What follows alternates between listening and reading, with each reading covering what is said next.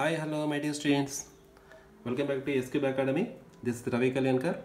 So, ఇంకా నా ఛానల్ని సబ్స్క్రైబ్ చేయకపోతే please subscribe my channel.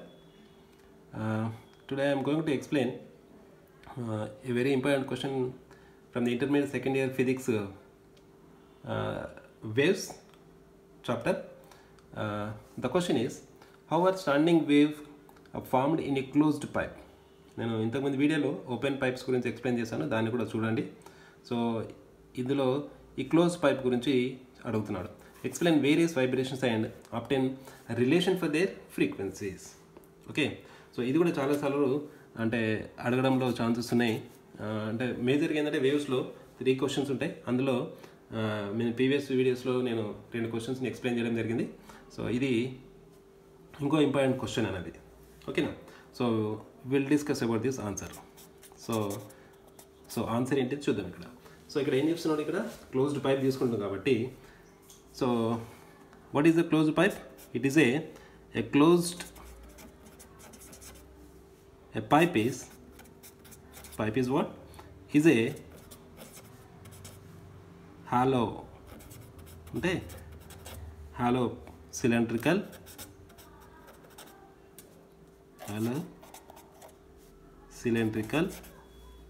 pipe. ఓకేనా, hollow cylindrical pipe. అయితే దీన్ని ఏం చేస్తున్నాం, we're going to close one. So this pipe is closed at one end. So దీనివల్ల ఏమవుతుంది అని అంటే, ఏమవుతుంది ఇక్కడ వన్ ఎండ్ అండ్ ఇంకో సైడ్ ఏముంటుంది, ఓపెన్ ఎట్ అనదర్ ఎండ్. ఇంకో ఎండ్ ఏమవుతుంది, ఓపెన్ ఉంటుంది. సో ఇక్కడ ఏమవుతుంది నెక్స్ట్, మరి ఇందులో మనం కొన్ని పారామీటర్స్ని కన్సిడర్ చేద్దాం. And consider a pipe of length L అనుకుంటున్నాను. ఇక్కడ ఏమనుకుంటున్నా, లెంత్ ఏమనుకుంటున్నా, L అనుకుంటున్నా. And next let V the velocity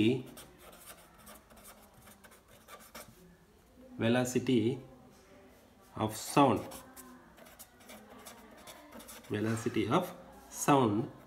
in air అనుకుంటున్నాం, ఇన్ ఎయిర్. సో నెక్స్ట్ ఏమవుతుంది, ఎయిర్లో వేవ్స్ ట్రావెల్ చేస్తూ ఉంటాయి. సో ఆ వేవ్స్ని మనము లాంగిట్యూడినల్ వేవ్స్ కిందకి కన్సిడర్ చేస్తాం. ఓకేనా, సో మీరు ట్యూనింగ్ ఫోర్ తీసుకొని ఆ క్లోజ్డ్ పైప్లో, ఒక వన్ సైడ్ క్లోజ్ ఉన్నటువంటి ఒక పైప్లో ట్యూనింగ్ ఫోర్ తీసుకొచ్చుకొని మీరు వైబ్రేట్ చేస్తున్నారు అనుకోండి. అప్పుడేమైతే ఆ పైప్లో ఉన్నటువంటి ఎయిర్లో లాంగిట్యూడినల్ వేవ్స్ అనేది ఫామ్ అవడం అనేది స్టార్ట్ అవుతుంది. సో లాంగిట్యూడినల్ వేవ్స్ ఫామ్ అవుతాయి కాబట్టి అప్పుడు ఏం చేస్తుందో జరుగుతుందో చూద్దాం. So when longitudinal waves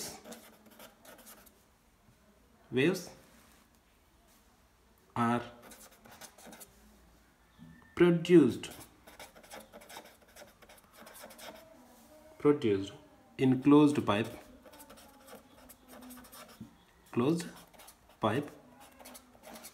so closed పైప్లో మీరు ఆ వేవ్స్ని ప్రొడ్యూస్ చేస్తే ఏమవుతుంది, సో వన్ సైడ్ అనేది క్లోజ్డ్ ఉంది కాబట్టి ఏమవుతుంది, ఆ వేవ్ అనేది అక్కడికి క్లోజ్డ్ ఎండ్ దాకా వెళ్ళేసిన తర్వాత ఏమవుతుంది, అది మళ్ళీ రిఫ్లెక్ట్ అయ్యి బ్యాక్ రావడం అనేది జరుగుతూ ఉంటుంది. సో ఏమవుతుంది అక్కడ, so that wave, it gets reflected.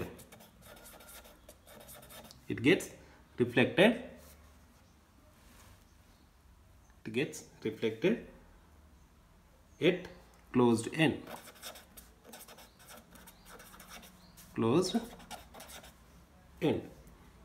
So అప్పుడు ఏమవుతుంది అంటే, ఆ క్లోజ్డ్ ఎండ్ దగ్గర మనకేమవుతుంది, ఒక నోడ్ అనేది ఫామ్ అవుతుంది. అప్పుడు a node is formed at closed end.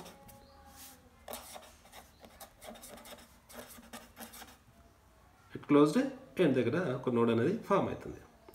So మరి ఓపెన్ ఎండ్ సైడ్ ఏం ఫామ్ అవుతుంది, ఒక యాంటీ నోడ్ అనేది ఫామ్ అవుతుంది. antinode is formed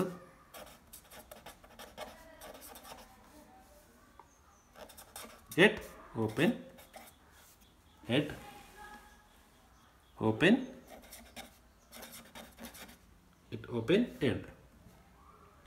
right. So ఒకవేళ మనం ఫస్ట్ మోడ్ తీసుకున్నాం అనుకోండి. ఫస్ట్ మోడ్ అంటే ఇన్ ద ఫస్ట్ మోడ్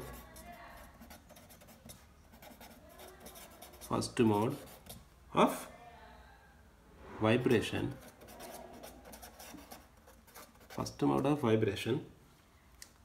ఏమవుతుంది, one node and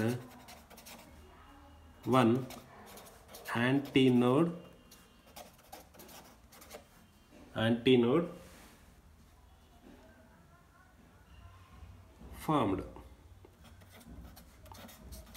is formed. ఓకేనా? సో అప్పుడు మరి ఏమవుతుంది, అండ్ మరి ఫ్రీక్వెన్సీ ఏమవుతుంది, ఇట్స్ ఫ్రీక్వెన్సీ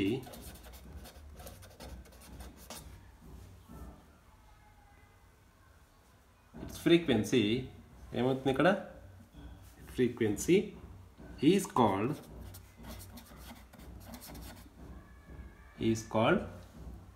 ఫండమెంటల్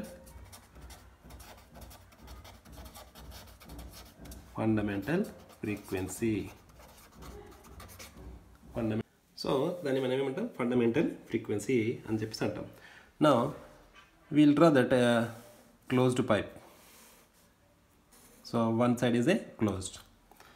సో ఇక్కడ ఏమవుతుంది నాకు ఇక్కడ అంటే, ఇక్కడ ఒక యాంటీనోడ్ ఫామ్ అవుతుంది. మీకు ఆల్రెడీ క్లోజ్డ్ ఎండ్ సైడ్ ఒక యాంటీనోడ్ ఫామ్ అవుతుందని చెప్పేసి చెప్పడం జరిగింది. This is a antinode. ఓకేనా? So this is what, this is antinode and this is node అనేది ఫామ్ అవుతూ ఉంటుంది. సో మరి ఇక్కడ దీని యొక్క లెంత్ ఎల్ అనుకోండి. ఒకవేళ దీన్ని లెంత్ ఎల్ అనుకుంటే, ఈ ఓపెన్ పైప్ యొక్క లెంత్ ఎల్ అనుకుంటే, మరి ఎల్ ఈజ్వల్ ఏమవుతుంది, ఇక్కడ నుంచి ఇక్కడికి దీని యొక్క లెంత్ ఏమవుతుంది, క్వార్టర్ ఆఫ్ ది లెంత్ అవుతుంది. కాబట్టి λ/4 అనేది వస్తుంది. సో మరి లెంత్ ఆఫ్ ది పైప్ ఏమవుతుంది, ఎల్ ఈజ్ ఈక్వల్ టు λ1 అనుకుంటున్నా. అంటే ఫస్ట్ ఫండమెంటల్ వేవ్ లెంత్ కాబట్టి λ1 అనుకుంటున్నా. సో అప్పుడు దాని నుంచి ఏమవుతుంది రాసుకోవచ్చు, దీన్ని λ1 ఈజ్ ఈక్వల్ టు 4L అని చెప్పేసి రాసుకోవచ్చు. ఓకేనా? మరి అప్పుడు ఫ్రీక్వెన్సీ ఏమవుతుంది, దీని యొక్క ఫ్రీక్వెన్సీ ఫండమెంటల్ ఫ్రీక్వెన్సీ ఏమవుతుంది, ఇప్పుడు ఫండమెంటల్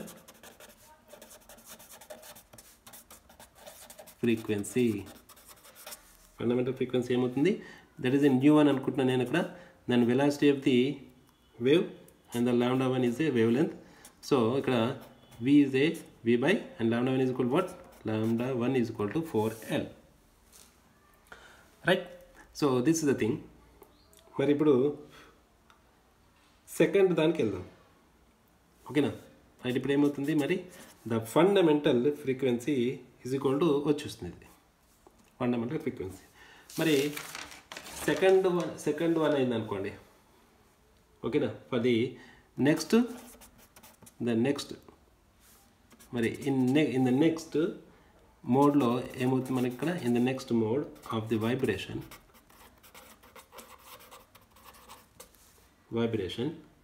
ఏం ఏర్పడుతుందట, two nodes and two antinodes form అవుతాయి. Two antinodes are form. So మరి ఎలా ఫామ్ అవుతుందో చూద్దాం ఒకసారి. So length is L, this is a closed pipe. And ఇక్కడ మనకి ఏం ఫామ్ అవుతున్నాయి, టూ నోడ్స్ ఫామ్ అవుతున్నాయట. 1 and this is 2 nodes. Next ఏంటి, 2 యాంటీనోడ్స్ ఫామ్ అవుతున్నాయి.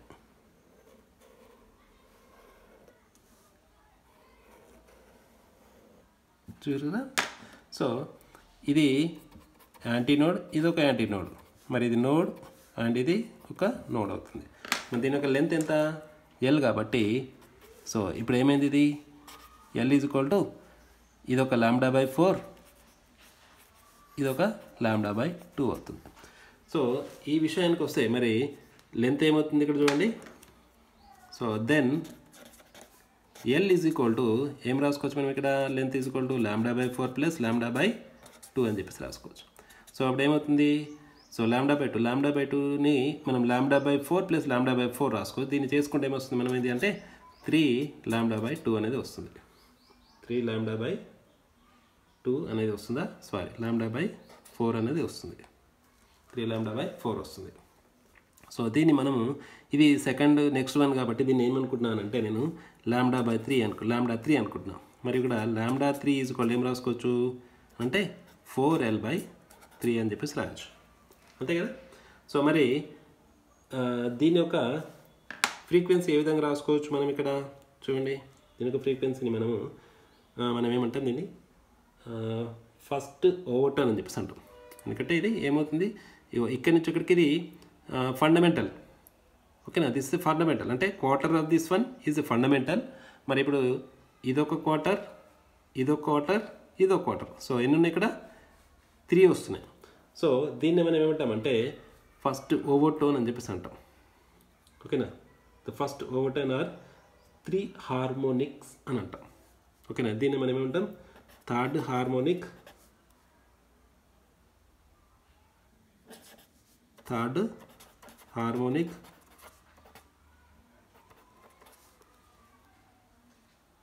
ఫ్రీక్వెన్సీ, లేదు అంటే ఏమంటాం ఫస్ట్ ఓవర్టోన్ అని చెప్పేసి అంటాం, ఫస్ట్ ఓవర్టోన్.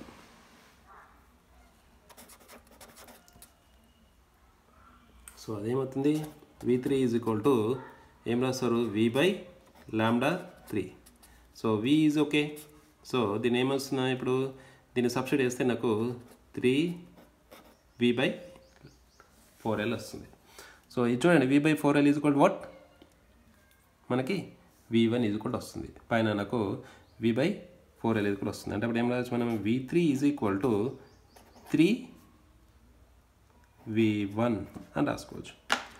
సో ఇక్కడ ఏమవుతుంది, నాకు పెరిగిపోయింది, అప్పుడు 3 టైమ్స్ పెరిగిపోయింది, ఓకేనా.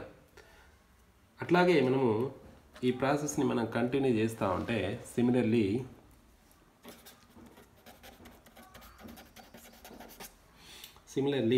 In the next higher mode ఇంకా అలాగే వెళ్తూ ఉంటే in the higher mode the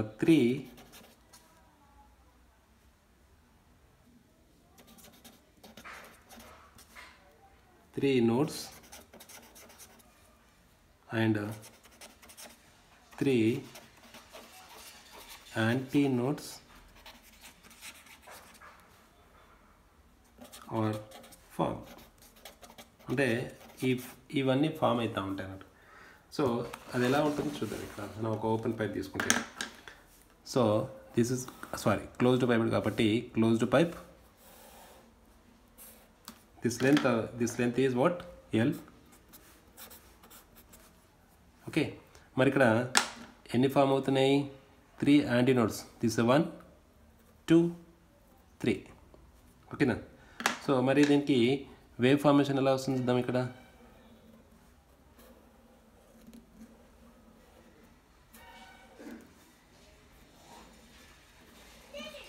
ఇలా ఫామ్ అవుతుంది, ఓకేనా. సో ఇక్కడ ఏమవుతుంది, ఇది యాంటీనోడ్, ఇదొక యాంటీనోడ్, 3 యాంటీనోడ్స్. సో 1 2 3 నోడ్స్ అనేది ఫామ్ అవుతాయి. సో మరి అప్పుడు లెంత్ ఏమవుతుంది, L is equal to, length ఏదైనా రాయొచ్చు, L is equal to λ/4. So ఇది λ/4, ఇది λ/2, దిస్ ఇస్ λ/2. సో అప్పుడు ఏం రాయొచ్చు, 5λ/4 అని చెప్పేసి రాయొచ్చు. సో ఇది 5th హార్మోనిక్ కాబట్టి నేను λ5 అని చెప్పేసి తీసుకుంటున్నాను. సో λ5 నేను ఏం రాయొచ్చు ఇక్కడ, 4l/5 అని చెప్పేసి రాయొచ్చు. సో మరి దీనికి ఒక ఫ్రీక్వెన్సీ ఏ విధంగా వస్తుంది, ఓకేనా. సో నేను ఇక్కడ ఏమనుకుంటున్నాను, నేను ఫ్రీక్వెన్సీ ఏంటంటే V5 is equal to V/λ/5 అని చెప్పేసి రాస్తున్నాను. సో v బై లాంబ్డా 5 ఏమి రాసుకోవచ్చు 4l/5 కాబట్టి 5 పైకి వెళ్తుంది 4l అనేది కిందికి వస్తుంది. సో అప్పుడు ఏమి రాసుకోవచ్చు v5 is equal to 5 it's fundamental కాబట్టి అని చెప్పేసి రాయొచ్చు. ఓకేనా స్టూడెంట్స్. సో ఇక్కడ v5 అనేది ఏంటిది, ఇక్కడ v5 is called fifth harmonic లేదు అని అంటే సెకండ్ ఓవర్ 10 కూడా అని అంటాం.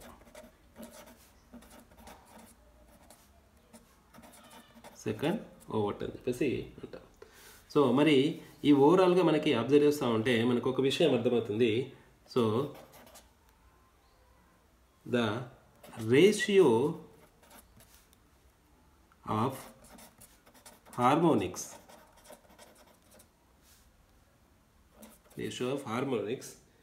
in what closed pipe, in closed pipe are 1:3 ఇట్లా ఆడ్ నెంబర్స్ అనేవి రావడం అనేది జరుగుతూ ఉంటుంది.